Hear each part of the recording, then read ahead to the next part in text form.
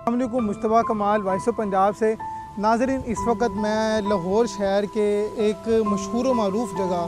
جس کو لاہور شہر کی پہچان کہا جاتا ہے، دریائے راوی کے ایک کنارے میں موجود ہوں۔ ناظرین، آپ کو اگر میرا کیمرہ مین اس علاقے کی، اس کنارے کی اگر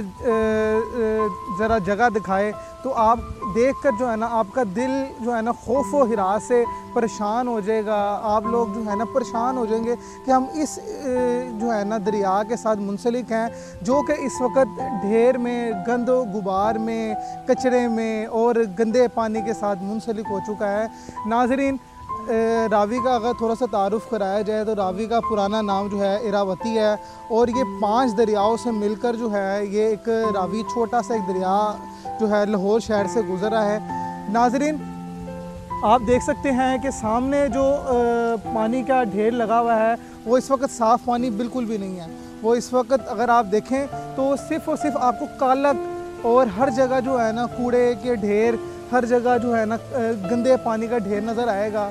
یہ پانی نکل کر ہماری کھیتوں میں جا رہا ہے، جس سے ہم لوگ اپنی خوراک استعمال کر رہے ہیں، خوراک حاصل کر رہے ہیں۔ طرح طرح کی سبزیاں ہمارے فارمرز، کسان جو ہیں وہ ناظرین یہ بنا رہے ہیں، تیار کر رہے ہیں اس پانی سے۔ اور سوچیں، یہ جب گندا پانی، گندے پانی سے بننے والی سبزی، گندے پانی سے بننے والی خوراک ہمارے جسم میں جا رہی ہے تو ہم لوگوں کے ساتھ کیا کیا مسائل پیش آ رہے ہیں وہ آپ سب اس چیز سے واقف ہیں۔ ہارمونل ایشوز ہو رہے ہیں، لڑکیوں کے جسمانی مسائل جو ہے وہ صرف اس خوراک کی وجہ سے جو ہے نا ناظرین درپیش ہیں۔ لڑکیوں کے چہرے پر بال جو ہیں وہ آپ کو پتہ ہے کہ وہ ہارمونل ایشو وہ بھی ہماری خوراک کی وجہ سے زیادہ جو ہے نا وہ اسی وجہ سے ہم لوگ جو ہے نا فیس کر رہے ہیں۔ ناظرین، وہ سامنے کا حصہ اگر دکھایا جائے تو سامنے دیکھیں کہ جو ہمارے گوالے صاحبان ہیں ان لوگوں نے اپنی بھینسیں تو لے کر ان کو ایک مکمل جگہ دینے کی سہولت نہیں رکھی، لیکن جو قدرتی طور پر ایک پانی نکل رہا تھا اس کو بھی گندا کرنے کے لیے ان لوگوں نے اپنی بھینسوں کو اس راوی کے اندر چھوڑ دیا ہے، تاکہ وہیں پر وہ صبح سے شام تک اپنی موج مستی رہے، موج مستی سے جو ہے نا زندگی گزارے اور اپنے آپ کو صاف ٹھنڈا کر کے جو ہے نا وہاں سے واپس نکل کر اور گند و غبار وہاں پہ چھوڑ کے آ رہے ہیں۔ اس وقت جہاں پر میں موجود ہوں یہ آپ دیکھ سکتے ہیں، یہ بھی راوی کا ایک پارٹ تھا۔ آج سے تقریباً 20 سال پہلے اگر دیکھا جائے، ہسٹری کو اگر اٹھایا جائے، یہاں پر صرف اور صرف پانی تھا، لیکن اس وقت میں یہاں پر موجود ہوں، ریت کا ڈھیر لگا ہوا ہے۔ نیچے اگر میرا کیمرہ مین دکھائیں، یہاں پر دیکھیں گھاس پھوس جو ہے اور چارے وغیرہ کی چیزیں پڑی ہوئی ہیں، پودے وغیرہ نکلے ہوئے ہیں۔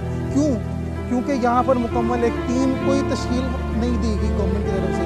گورنمنٹ نے آج تک اس کے اوپر کوئی ایسی ٹیم تشکیل نہیں دی جس کے اوپر راوی سے نکلنے والا پانی انسانی زندگی کے لیے بہتر سہولیات کا باعث بن سکے۔ میری گورنمنٹ سے استدعا ہے، ریکویسٹ ہے کہ راوی کے لیے کچھ ایسا سوچا جائے، اس کا پانی انسانی زندگی کے لیے کچھ بہتری کا سبب بن سکے۔ ناظرین، تھوڑا سا آگے اگر چلیں، میرا کیمرہ مین دکھائے، یہ جو ٹوئے ٹبے نظر آ رہے ہیں یہ دیکھیں، نیچے صرف اور صرف گوبر کی آپ کو ڈھیر نظر آئیں گے، یہاں پر پانی آپ کو بالکل بھی نظر نہیں آئے گا۔ کیوں نہیں آئے گا؟ کیونکہ ہماری گورنمنٹ کی اس کے اوپر مکمل ترجیح ہی نہیں ہے۔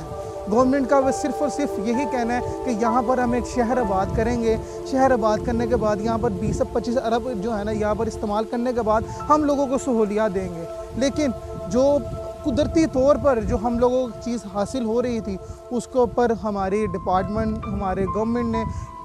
0% ترجیحات کے اوپر کام کیا ہے، اور یہاں پر ایگریکلچر کا کوئی کام نہیں ہے۔ اگر تو زیادہ اگر ہم دیکھتے ہیں کہ یہاں پر ایگریکلچر کو زیادہ اگر سہولت دینی ہے تو یہاں پر ایک ایگریکلچر ڈپارٹمنٹ جو ہے بنایا جائے، تاکہ کسان اس کے ساتھ مل کر کسانوں کو جو ہے نا یوٹیلائز کر ان کو اچھی کھاد فراہم کی جائے، ان کو اچھے جو ہے اچھے مواقع دیے جائیں تاکہ وہ یہاں سے اچھی پیداوار نکال کر لوگوں تک پہنچا سکیں، لیکن ایسا کچھ نہیں ہے۔ ناظرین، افسوس کے